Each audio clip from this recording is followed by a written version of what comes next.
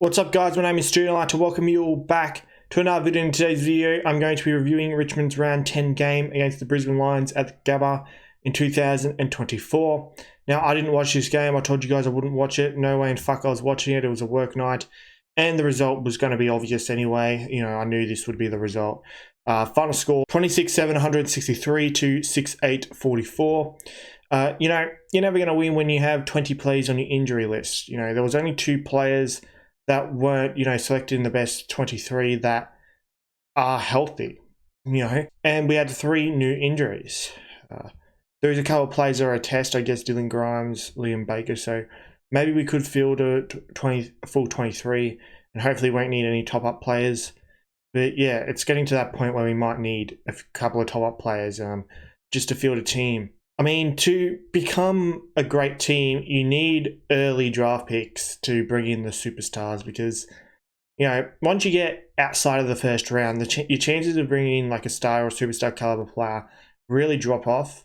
And, it is possible to bring in a star in like the 40s or 50s, but it's very, very rare. So what we need to do is that we need to get as many high first round draft picks as we can in the next few years before Tasmania come into the league, steal all the draft picks, so we can do this rebuild. Here are the players that definitely have to go at the end of the season, whether it's retirement, delisting, or whatever.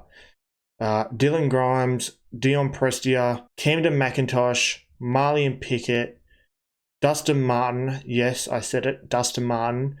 He's obviously mentally gone, mentally cooked. He's playing bruise-free football, so he's got to go whether we trade him or whether he retires.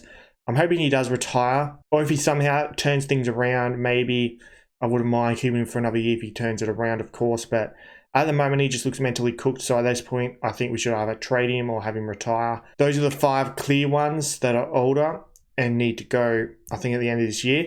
When it comes to delistings, personally, I think Noel Cumberland, someone we can delist. And who's that big, what's his name, Oliver Hayes or something, that can't even get a game in the VFL. Like, why is he clogging up a list spot? Matej Kalina always has a back injury. He's been out for like 3 years straight with an injured back. So what's going on there? Does he have some talent? I don't know. But how would you know if you can't play for 3 years? I think it's his 25th birthday today. So he's 25. Why we got a 25-year-old who's always injured, never played a game in his life? Why do we have him clogging up a list spot? Jabe Kaczynski, he needs to turn things around quickly, or else I'd have him on my chopping block as well. When it comes to possible trades, let's just be real.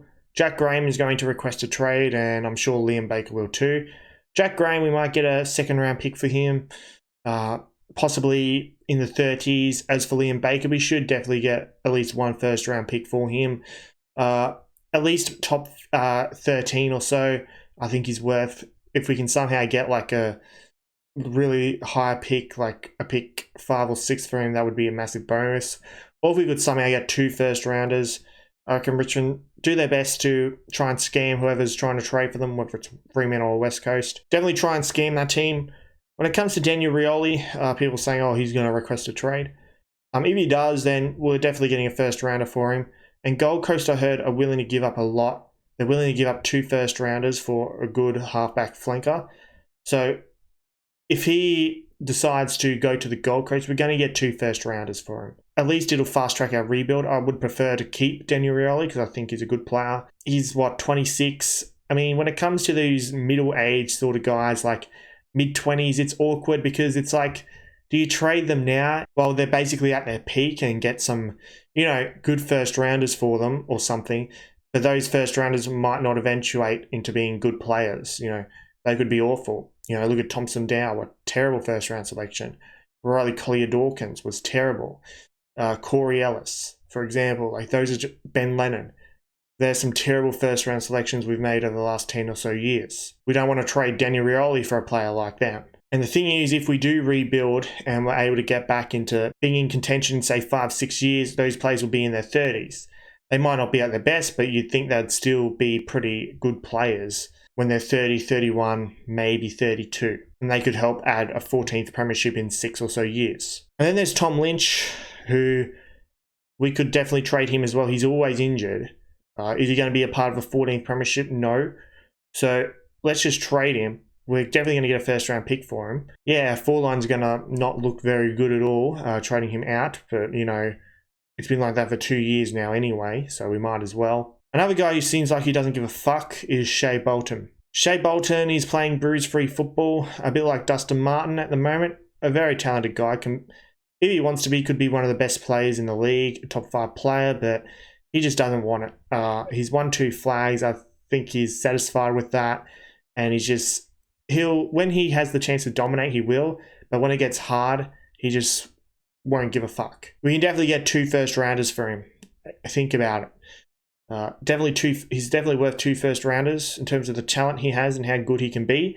I think if he does play on a good team, he will look very, very good, very dangerous. But on a bad team, I don't think he'll be very good at all. I think if Danny Rowley requests a trade, I'd lean towards not trading Bolton, at least not yet.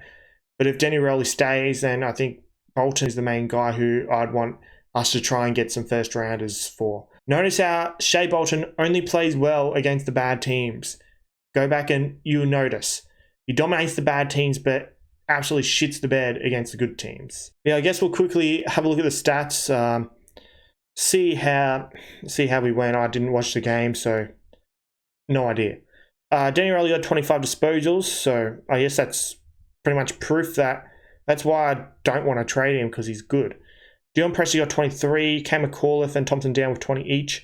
I mean, Thompson Down, people praising him, I don't rate him at all. You know, it's not that hard to get 20 disposals when you've got like no other midfielders with you, really. I mean, Cam McAuliffe, a third game player, got the equal third most disposals. Shea Bolton got 18, Dustin Martin got 16. Yeah, I don't really need to look at the rest, really. Goal kickers, have a look at that. Noel Cumberland kicked 2. Yeah, geez, he was the sub as well. That's actually pretty good. 13 disposals. Was he the sub? I can't remember. I think Lafau went off early or something. Yeah, then singles to Ryan Mansell, McKelty Lafau, Matthew Coulthard was the sub. That's right. It was Coulthard and Noel Bolton. Noel Bolton needs a lift, I think. I know he's just his second game back from injury, but he needs to lift. Or we just put him back in defense where he belongs. But, you know, Uzo seems very confident in him as a forward. Coulthard had minus 14 meters gained. What? I guess it was a backwards kick maybe or something. I don't know. Backwards handball. Had 2 kicks a handball and maybe his goal was from the goal square. I don't know, but yeah. I mean, Noel Cumberland, he can kick some goals, but he can't do anything else. That's his issue. Yeah. So let's just go ahead and do the votes. People have made suggestions on who I should give votes, but yeah, I'm pretty much going off of stats. Here, I guess Shea Bolton had 404 meters gained, 18 disposals, but apparently he looked really shit. So I'm not going to give him any votes. So it's for one vote, it's out of Dow or McAuliffe. How the fuck, Dow, how can you only get 58 meters gained from 20 disposals? Yeah. 1 vote is going to Kane McAuliffe, 2 votes Dion Prestia, and 3 votes to Daniel Rioli. So I'll put the leaderboard up on the screen right now. So Daniel Rioli is looking pretty good on that leaderboard, I believe. In terms of Spud of the Week, I was told Marlian Pickett. Marlian Pickett, looking at the fucking stats, he had 5 disposals. 5 disposals. He had 6 tackles though, that's alright I guess, but 5 disposals is terrible. So for the 3rd week in a row, the Spud of the Week is Marlian Pickett. Guess that shows that I've been saying he shouldn't be in the team, and he's Spud of the Week 3 weeks in a row. He's done a 3-peat. But yeah, so I guess that's it for this video. I hope you've enjoyed this video. Don't forget to subscribe, like, and comment like this. Be sure to become a channel member. Just click the join button next to my name. Also be sure to subscribe to my premium member, Sean Ducks. Link to his channel is in the description. Also be sure to subscribe to my other YouTube channels. Be sure to subscribe to my second YouTube channel, Stoody Archives. Link to that is in the description. Also be sure to subscribe to my backup channel, Stoody TV. Link to that will also be in the description. Also be sure to join my Discord server, It is Good Australian Sports Community. Link to that is also in the description. Also, be sure to follow me on my other social media accounts. I have Instagram, I have Twitter, and also have TikTok. The username for all those is StoodyYT. Links to all those will also be in the description. Hope you have a good day, and I'll see you all in the next video.